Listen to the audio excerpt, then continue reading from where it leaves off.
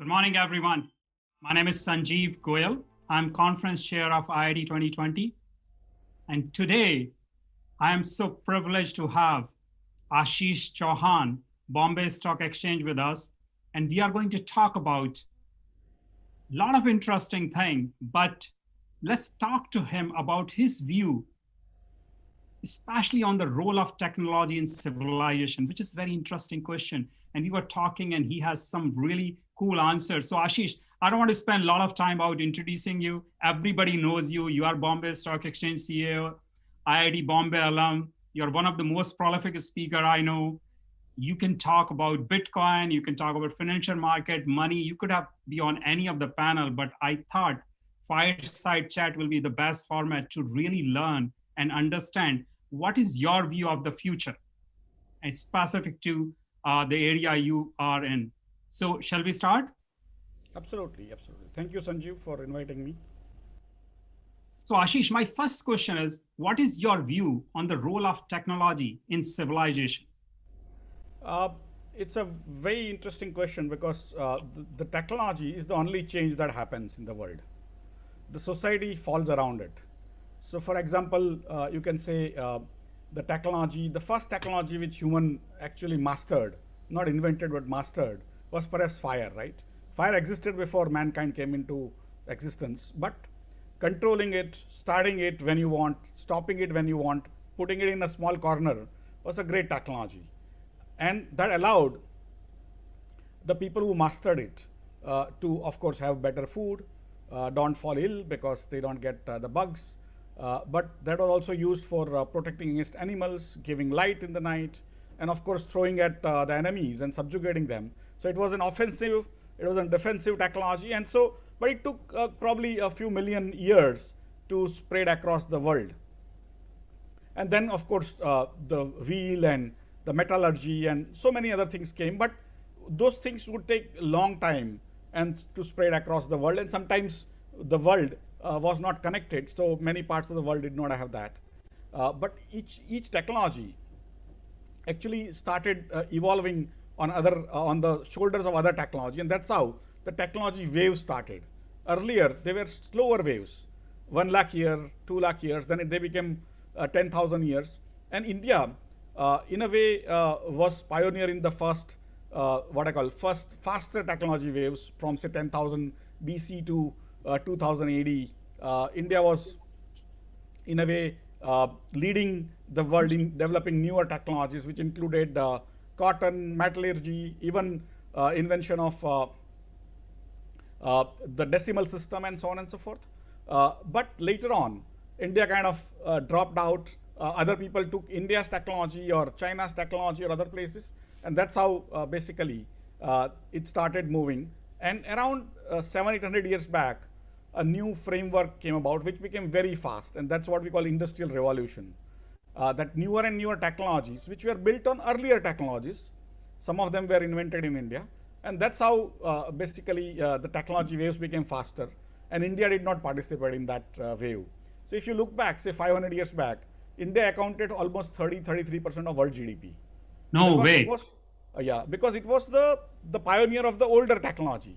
But when the Britishers came to India, uh, say probably 1650 to 1950, 300 years, India's GDP 1650 was probably 25% of world GDP. It's a JP Morgan statistics. Numbers, They yeah. extrapolated, and 1650 India was probably 25% of world GDP. When Britishers Oh, left, India's GDP became 2% of world GDP. Some of that Britishers squeezed out of 2%. India. So Yeah, from 33% to 2%. yeah, in 400-500 years, and 300 years from 25 to 2%, and then uh, basically some of it was squeezed out of India by Britishers. Some people say they took away $45 trillion, but some of it happened because they increased their production so much. Yeah. We did not increase our production. We did not participate in that industrial revolution. And for me, that was the only reason why the Indian civilization went down, because it did not master the technology. It did not allow its own people to even learn new technology. We used to cut people's ears if they learned those Vedas and those Yeah. kind of things, right? So effectively, it was a very uneven society, very hierarchical. It wanted to keep the knowledge and wisdom and technology only to few, and so continue to maintain their hegemony over the people, the rest of the sort of society. But that ended up defeating the society, defeating the civilization, and that is where, for me, if you look back now, say 1,000 years, and then extrapolate for next 50 years, the technology waves which were coming slow are now becoming faster. And then what happened in last, say, 500 years is going to happen in next 50 years. So I have a question here, Ashish. Even PM Modi yesterday talked about entrepreneurship. If I look back, and which is very fascinating, I find in India, even a chai wala or a vegetable guy, the guy who's selling street, he's a freaking entrepreneur. He knows how to buy enough. He has the cash. He pays even a lot of time, a lot of interest and all. So where did we miss? What we did wrong, and what can we correct today so India can really thrive? In a way, we didn't do anything wrong. People are basically enterprising. People are resourceful, at least some of them, and they figure out ways to improve their lives using the social framework that is available to them, the legal framework, and of course the latest technology that is available to them. And that's where they continue to move from one space-time framework to another space-time framework.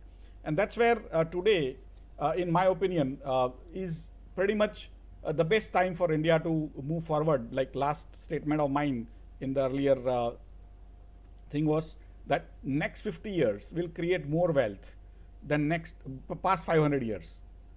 If total wealth of the world is $360 trillion today, in next 50 years it will become $720 trillion. I'm basically giving you an understanding. And India, how many? 360 to 720. It's basically doubling. Current wealth is estimated at $360 trillion, right? So if you go to $720 trillion, and India, but we have around $88 trillion total economy. So how does that translate? What happens is the GDP is the production. Wealth, okay. It's like your house is a wealth. It produces nothing, right? So if you have $88 trillion or $90 trillion, so literally $4 is producing, $4 of wealth is producing $1 of output. It's called capital output ratio. So you have $4 of capital, $1 of output. So many times we confuse the wealth with the income. Right, so that's where the 90 trillion. So that's where the problem comes. Are you an entrepreneur or are you an accountant? And you can be both. In my opinion, you can be an entrepreneur and an accountant like me. But having said that, if we are going to create, the world is going to create $360 trillion of more wealth, and India with almost 18-19% of world population, almost 20% of world young population or more. So I have a question here, Ashish. I want to stop you for a sec. How is the wealth created? Because I thought the principle is just things change shape and form. We read in chemistry. How 360 becomes 720 is like we are by printing just more dollars or rupees, or I'm still confused because it baffles me, these numbers today. No, it's again a very interesting question. I took this 360 to 720 just to give you an idea of the arithmetic part of it. But as you rightly asked, the wealth is a social concept, right? It's in collective mind. We call something wealth, but basically who is holding the resources of the society? Who has the claim over future resources of the society is the guy holding the wealth. And if you get new technology, if you have ability to produce new things or put a gun on somebody's head, his resources transfers to you. And that is how the society, the universe doesn't have a concept of wealth. It is even ants probably they might be having because they have queen and all. But usually in a society like human society, we create our own social concept of wealth, that you have a larger house, I have a smaller house, but your house is near to the highway and mine is in some rural area, so your house is larger and so you have a larger wealth. So those are more what I call. No, but Ashish, my question is very simple. I used to buy a loaf of bread for $1. And after 30 years, if I'm paying $10 for that, then the wealth is not really created. Because it's just that your salary might have gone up. Or yeah, but it's the same thing I can do with that. So I can't do more. Yeah, so basically it's called terms of trade in economics. That who has more power to price his or her services or goods better than others. So today, the guys from time immemorial, people who knew better technology could price their services or their goods better than others. So technology is the only change that happens, and people with newer technology, like having guns, the Portuguese won against Indians. They didn't able to price anything. They had to just put the gun on people's head and take all the material and call it trade, right? And that's how basically the material transfers from India to Portugal or then later on to Britishers. For the basically the and similarly now China will do, and that's how I say that people who have ability to have newer technology, especially the offensive technologies, somehow seem to make more sense than in transfer of wealth than anything else, at least in history. But slowly, the entire technology is becoming democratizing. And for So, me, so I wanted to stay with the same question before we switch that. So today, when we talk about wealth creation, and let's talk about geopolitical issues we are dealing with today. So our world, no matter what you and me say, is more connected than ever. Right? And we are finding more connection. As you can see in my background, that's why I have all these connections, because it's almost impossible to find the connections with just a common arithmetic or common models. So we are finding nuances there. So how the current geopolitical situation is impacting this wealth creation or this money concept, because this concept was developed, I don't know, 5,000 years ago, 10,000 years ago. I'm not a history buff, you know that, from fire to now. So how that is working and how it is going to impact us as a human being, so we can start planning things. We have a lot of amazing audience. In fact, I will tell you, Ashish, there are audience are far more smarter than me. And so I want to give them the right value for their time. So if you can go a little bit deeper and just explain us this geopolitical and the money concept or wealth concept. Basically, the geopolitics is something where the societies pitch against each other in terms of the control of resources and control of future resources. And that's what Britishers did to India. And so that was geopolitics in a way. They subjugated India and squeezed money and brains and stuff like that. And so India and China, in some ways, 500 years back when the Industrial Revolution started, in Japan also, they were left behind. Then Japan started emulating the rest of the world in 1850s. They had a Meiji Revolution. They exactly copied everything, including their dress. They started wearing the Western dress and playing baseball and stuff. And then they caught up at some point and they started attacking. And later on, they got defeated in World War II. And that's how now they are economic power, but not the military power, because they have been kept down. And now India and China kind of got left behind along.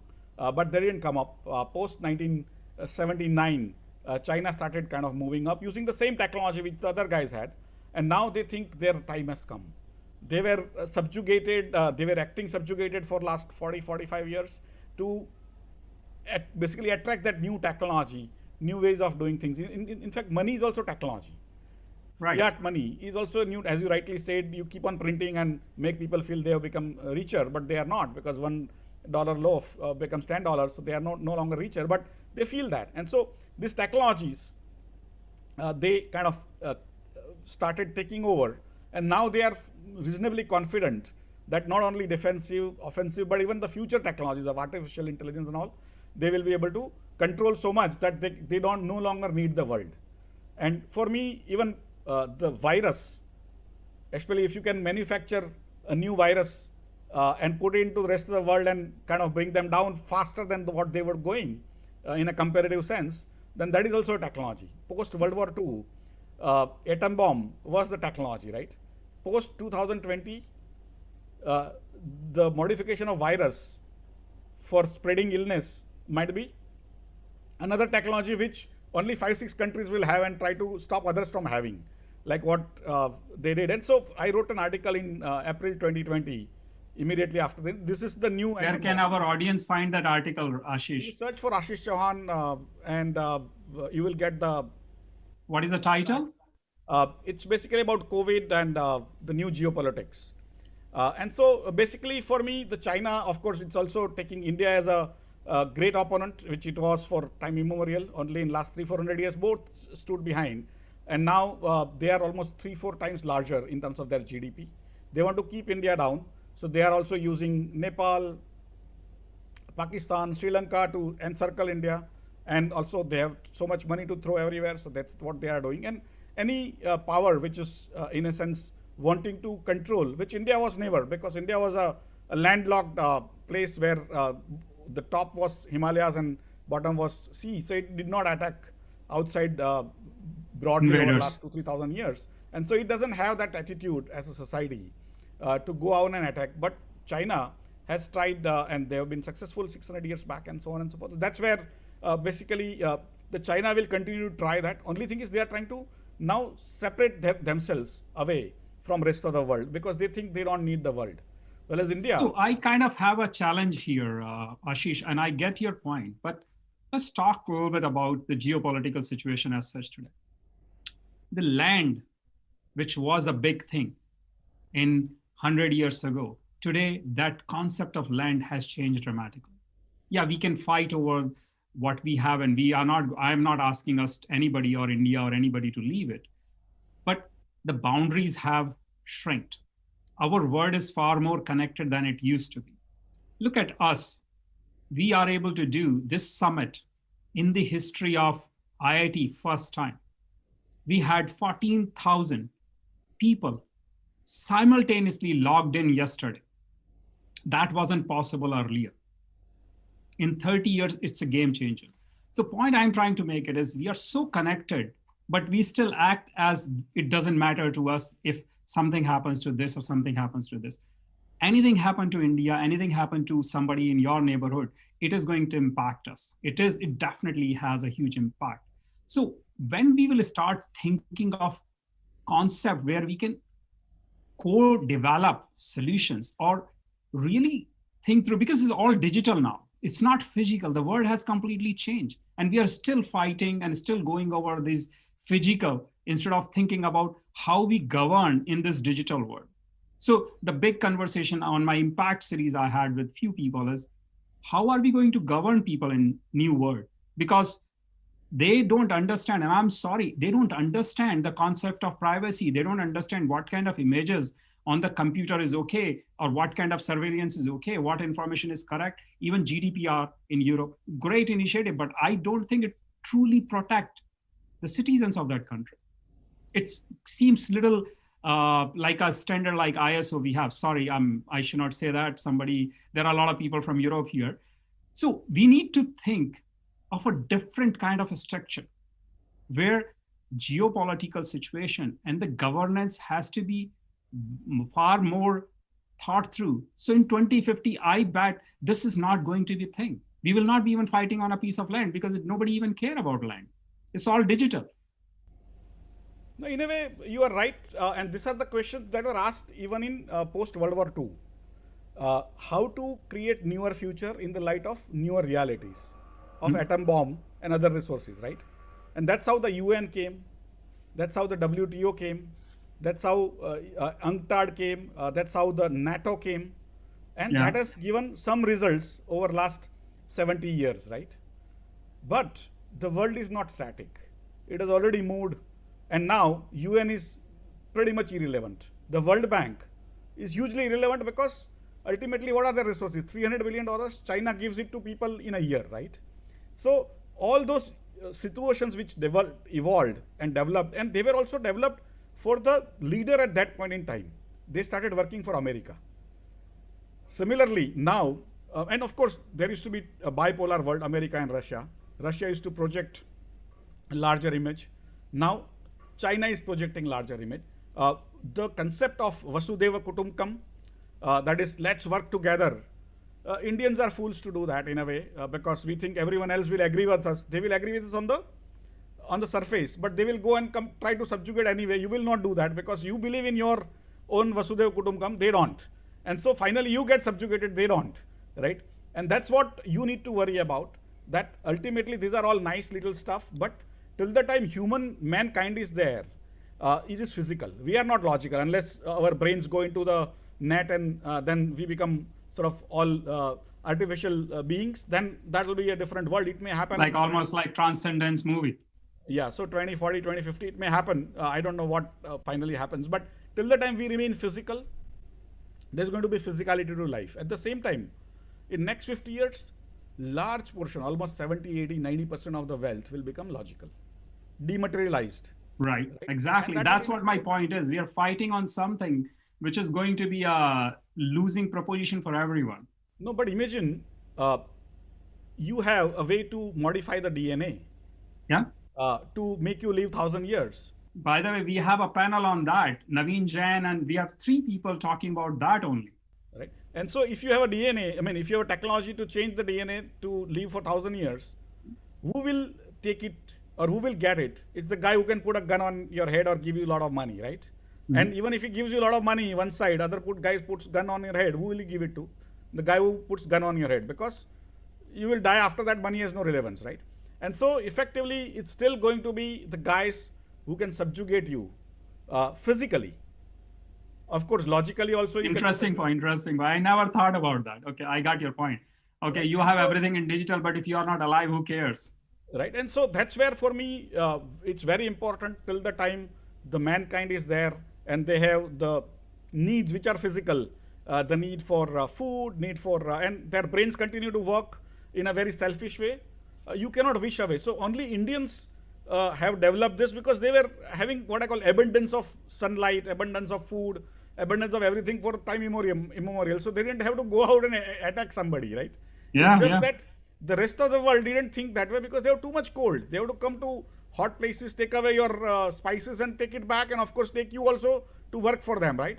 And that's how these things happen. Yeah, but Ashish, I kind of agree with you, but I felt that it is not the complete truth. So look at almost 50,000 of us in America. We have 50,000 plus IITians. That's the number given to me. I'm not sure how accurate it is, but I'll take that number. And America has, I will say, given us opportunity. This become our karma bhumi. People have accepted us just the way we are. Of course, there were initially a lot of challenges. In fact, the people, Naren Gupta, Vinod Khosla, all these good friends of ours, they worked really hard, doubly hard than all of us. When I came in, IIT was a brand. There was no brand before them, and they really struggled. So I give them a lot of credit for what they have done. Naren took his company public in 80s. Vinod Khosla in late 80s too and 90s. Sun Microsystem and all phenomenal work all of them has done. So it's not that Vasudev Kutumbakam. I still believe, Ashish, there is some substance to that. It's just we have taken it too far. It's like, you know, we completely forgot that there is, like, as one of my friends jokingly says, is okay, you are walking towards a wall, you're going to hit a wall. God gave you a brain too. God is not going to save you. So I understand that sometimes we completely go beyond the normal. But anyway, that's a philosophical conversation. So I wanted to make sure our audience gets the best value of their time, because it's not about you and me, it's about our audience. I wanted to make sure. So next question I have for you is, what is different now in technology paradigm? Specifically, India has changed a lot in last 25 years. But I will say, uh, in last 20 years, there is a dramatic change. The company like TCS and all used to be not, they were good, but very small considering today. In 20 years, they have completely changed the whole infrastructure and the whole landscape of India. But I'm still not seeing a lot. Yes, there are 30 unicorns from India. Is it really happening? And what do you think where India is today? And I don't know if you can say it off the record or not, on the record or not. No, no. I mean, I would say, I mean, in a way, just to take on that Vasudeva Kutumbakam, it's a great idea, but everyone has to agree. Then only that's an idea, right? And so when, as and when everyone agrees, come to me. Till the time we have to also copy those guys and their behavior and stuff like that, right? So that's how I would put it. In terms of the context of where this thing's coming from and where India is today, uh, the concept of capitalism came post what I call industrial revolution started, and around 1850, 1860s and those days, there were two people, Karl Marx and Engel, both were friends in London, and they saw tremendous amount of poverty, slums, and those people who had kind of moved away from feudalism, of the very difficult life in the farms of UK, they had come to the London, city of London, and they saw that poverty and the capital, people who had a lot of money were exploiting their labor. And that is what is the capitalism is all about. Capitalism required too much of money to be put in to produce some more money at the cost of the labor. That's what the concept they created. It was good for the observations they made. It was good for the society. But then society evolved further. The technology came even faster. And today, in first time of human history, that if you need to produce a lot, you don't have to put in a lot. So what I call a concept of capitalism without capital. To Interesting. basically to bring down the point, Mark Zuckerberg was not born into the wealth. He didn't have to borrow $1 billion to start his company. He probably took 100,000, 200,000 from his professors and other people and started. And now he's worth whatever $100 billion or $50 billion, right?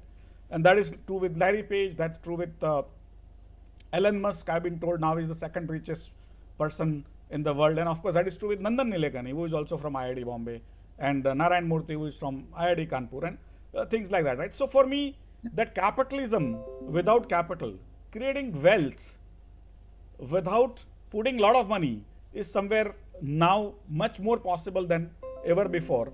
And India, when I grew up, there was very little capital. Only 10 families had capital, and the rest of the India, pretty much 100% India, had no capital, right? So we had no ambition, we had no exposure.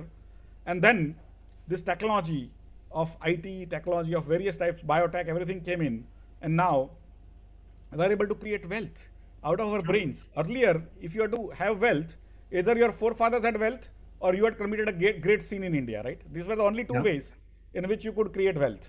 Now, you can create wealth legitimately, legally, ethically, using your brains, because you don't require a lot of capital, which nobody gave you.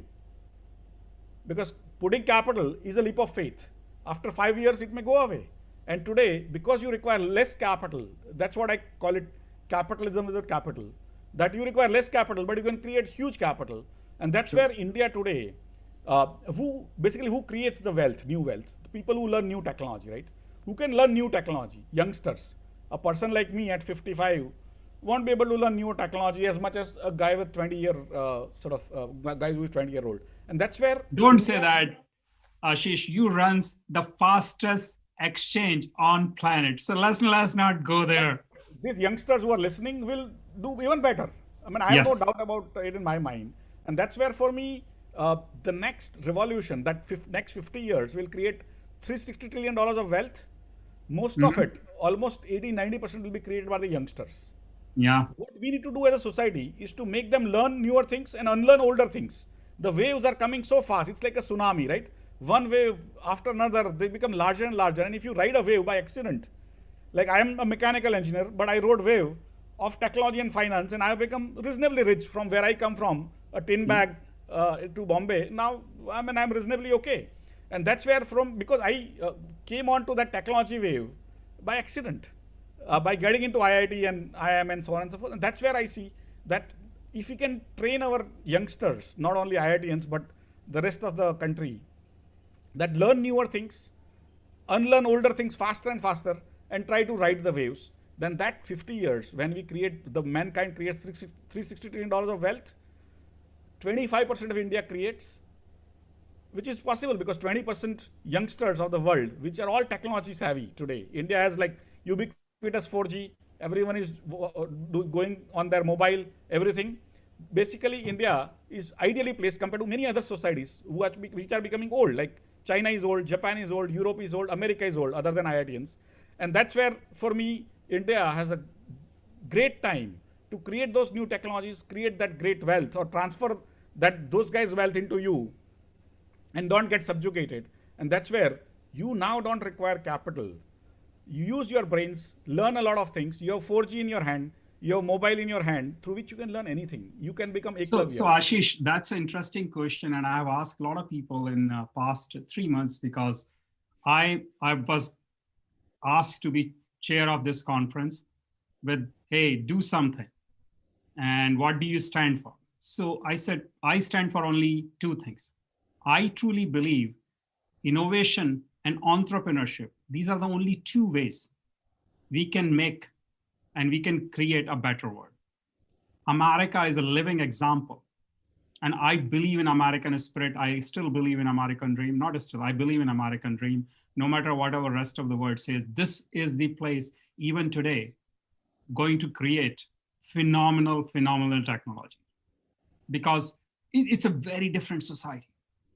So entrepreneurships, people worship entrepreneurship here. People worship entrepreneurs.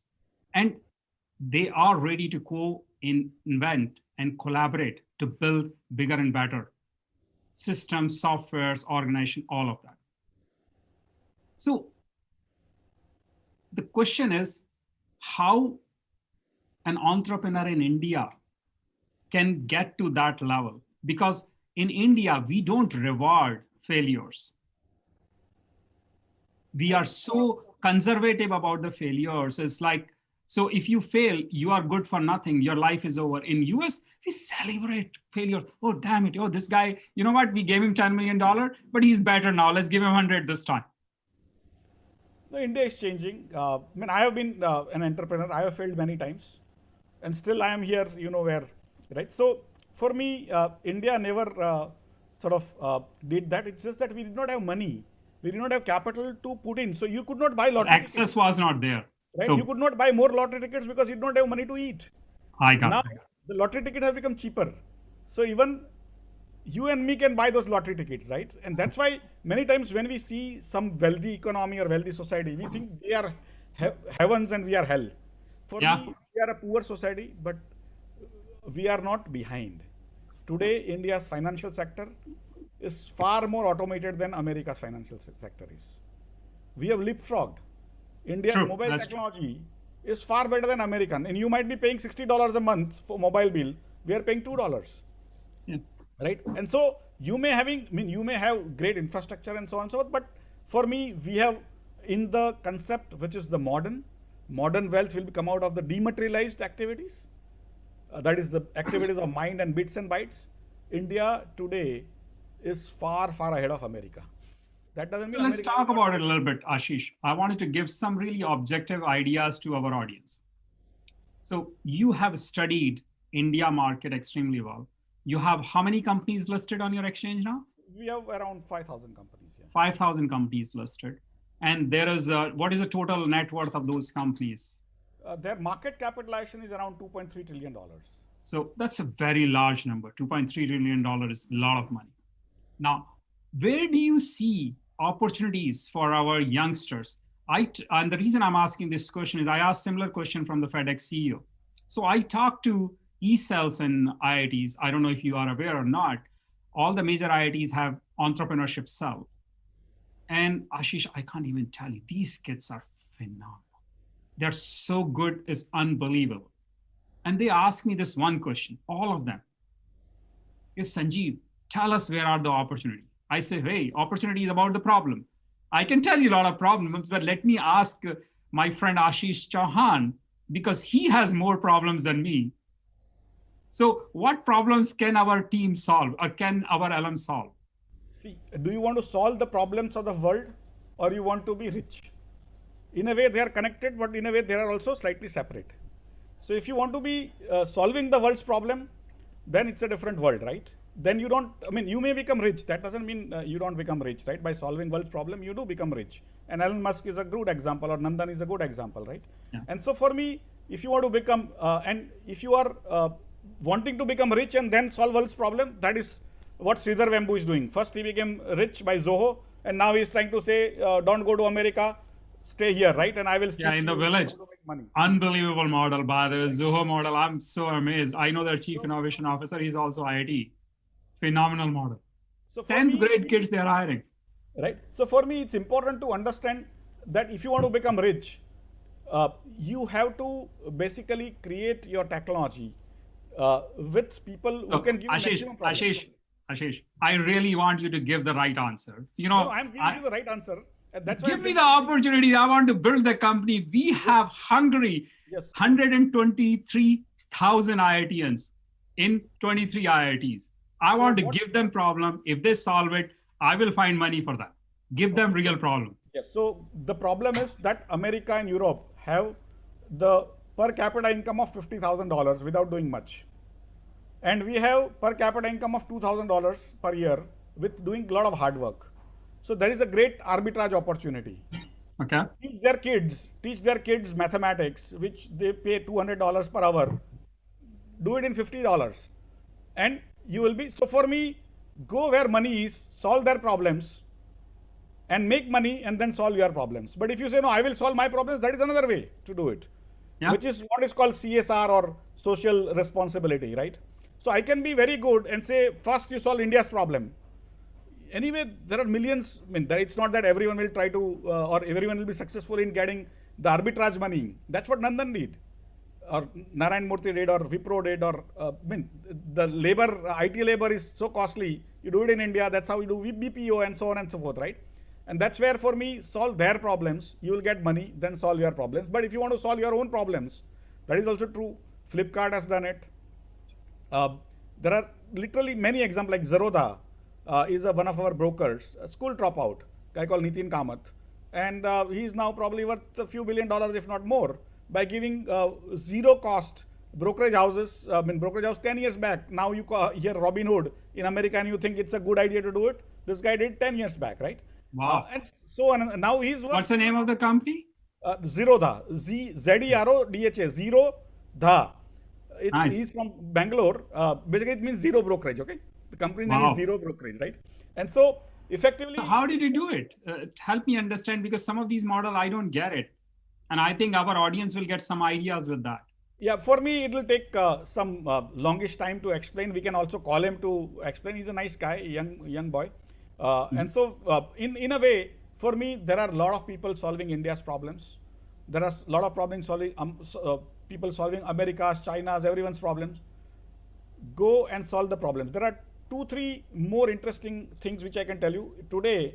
After 25 years of hard work, India is now exporting around 200 to 250 billion dollars of IT BPO kind of services. Now, as you rightly said, today world has become small, right? We have all become connected, as you rightly Yeah. said. Can we increase that $250 billion to $2 trillion in next 10 years? Now you have a head start, right? You've already gone there. Can you do that? That will be a great service to the world and great service to the nation. So 250 billion to $2 trillion, so beautiful an opportunity, right? And everyone is welcome, from teaching children mathematics to teaching children classical music, or becoming a secretary to a person sitting in America who is himself a secretary of somebody, but he wants to have a secretary. We can have in sort of Hyderabad, right? So Why everyone wants not? somebody, understand, right? So for me, can we go from $250 billion to $2 trillion and make it a little more democratic than only large companies? Can any individual become a secretary of somebody, some secretary or some driver somewhere? And that is for me a great opportunity. 250 billion to $2 trillion. Second opportunity is the healthcare. America with $5 trillion, I mean $25 trillion of GDP, is spending $5 trillion, 20% only on healthcare, and their outcomes are extremely bad compared to even India. India Mhm. is one-fourth their size. India's total GDP is $3 trillion.